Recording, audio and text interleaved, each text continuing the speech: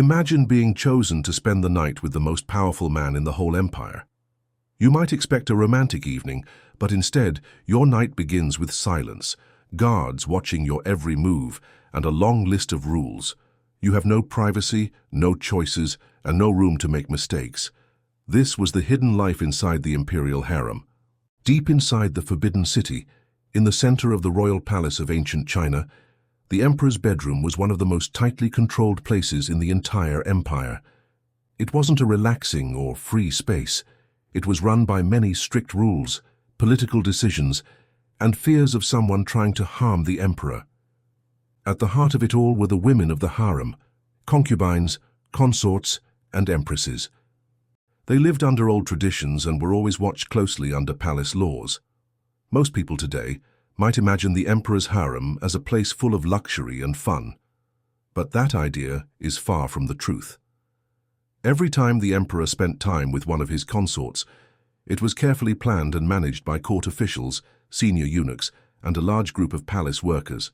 The emperor was seen as the most powerful person in the empire, but even his personal time was controlled by old rules passed down for hundreds of years. Each evening followed a special routine. After he finished dinner and his work as emperor, he returned to his private room. Waiting for him there was a tray, simple in appearance but full of meaning. This tray, brought by the head eunuch, held several jade plaques. Each plaque had the name of a woman from the Imperial Harem written on it. This wasn't just a random choice. The way the plaques were placed was carefully planned. While it looked like the emperor was choosing freely, his decision was often influenced by others. Trusted eunuchs or advisors sometimes arranged the plaques to make certain names stand out more. This quiet trick allowed them to help certain women get chosen, support powerful families, or keep peace between different palace groups. When the emperor picked a plaque and turned it over, it began a very organized process for the chosen woman. Right away she would be told and would begin preparing herself. This wasn't just about looking nice. She had to take a bath with special herbs and oils which were believed to clean the body and improve the chance of having a baby. These baths were also meant to wash away bad luck and get her ready to serve the emperor. After her bath, helpers dressed her in a silk robe, often just one robe or blanket with symbols for good luck, peace, or fertility. Then, she had her hair combed, her skin powdered, and her appearance made perfect in every way. Before she could leave her room, a senior eunuch checked her closely. She wasn't allowed to wear any jewelry, decorations, or anything that could hide a knife or poison. The emperor's safety was the most important thing in the palace. That's why before the concubine could leave her room, a senior eunuch checked her carefully. She wasn't allowed to wear jewelry, fancy items, or anything that could hide a weapon or poison. After the inspection, she was gently placed on a stretcher covered in silk. This stretcher wasn't carried by just anyone. It was carried by trusted eunuchs, men who were loyal only to the emperor. These men silently carried her through the dark, quiet hallways of the Forbidden City, heading toward the emperor's private chambers. Being carried might sound graceful, but it was actually a safety rule. The palace had very strict rules to make sure no concubine could hide anything dangerous under her robe. By lifting her off the ground, they made sure nothing was hidden in her shoes and that she couldn't move in an unexpected way. When they arrived at the emperor's room, sometimes there was another inspection before she was carefully laid on the emperor's bed. She was not allowed to speak unless the emperor spoke to her first. This rule wasn't just about being quiet, it showed who had the power. The concubine had to wait for the emperor to speak before she could say anything. It reminded her that she was there to serve him, not to act freely. Time with the emperor was also controlled. Their time together usually lasted about an hour. Outside the bedroom, a eunuch waited silently. When the time was almost over, he would gently call out to let the emperor know. If there was no answer, the eunuch was allowed to enter the room quietly to make sure the emperor was safe. After the visit, the concubine was once again wrapped in silk and carried back to her room. She wasn't allowed to stay longer or talk. This was done so that no one woman spent more time with the emperor than the others.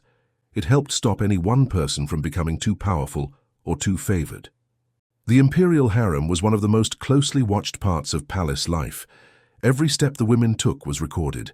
Palace workers kept detailed notes of which woman spent time with the emperor, when it happened, and how long it lasted. If a child was born, these records helped prove the child's place in the royal family. Everything, even the most private moments, was tracked. Even a woman's monthly cycle, her menstruation, was carefully noted. A concubine was not allowed to be chosen during this time. In traditional Chinese beliefs, it was thought to bring bad luck or harm the emperor's energy. To avoid the embarrassment of being chosen during this time, concubines found quiet ways to show they were unavailable, like wearing gold rings, passing folded notes, tying red ribbons around their wrists, or lighting red lanterns outside their doors. Still, this secret system could be tricked. Some women, hoping to win the emperor's attention, hid the fact that they were on their period. If they were caught, they could be punished. Because of this, eunuchs were told to keep track of each woman's health and cycle. This added even more control over their lives. Living in the palace could look beautiful from the outside, but it was also full of danger. The emperor's love was powerful, sometimes too powerful. If one woman got too much attention, others became jealous. Groups could form around favored concubines, leading to fights, gossip, or even plans to take down others. The harem wasn't just about beauty and romance. It was also about survival in a world full of rules and competition. When one woman in the harem got too much attention from the emperor, it could cause serious problems. Jealousy would grow. Groups could form around that favored woman. Some of these groups became so powerful that they started fighting with each other. This sometimes led to big arguments or even acts of rebellion. One of the most shocking stories in Chinese history happened during the rule of a man known as the Judging Emperor. He was obsessed with the idea of living forever. To try to reach immortality, he made his concubines help him with dangerous alchemy experiments. They were forced to drink strange, poisonous potions. Many of the women got very sick, some even died. Eventually, a group of concubines, scared and desperate, decided to fight back.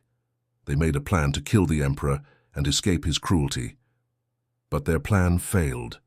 The punishment was terrible. The women involved were executed in the harshest ways allowed by imperial law. This dark moment reminded everyone in the palace that, even in the most beautiful and rich surroundings, the risks were deadly serious. But not every story from the harem was about rebellion. Some were about love, heartbreak, and the cost of beauty. Yang Guifei is one of the most famous concubines in Chinese history. She captured the heart of Emperor Xuanzong during the Tang dynasty. People said she was incredibly beautiful, and she became very close to the emperor. But her rise to power also made others jealous. Some government leaders and officials didn't like how much influence she had. When a large rebellion broke out in the empire, the military blamed Yang Guifei.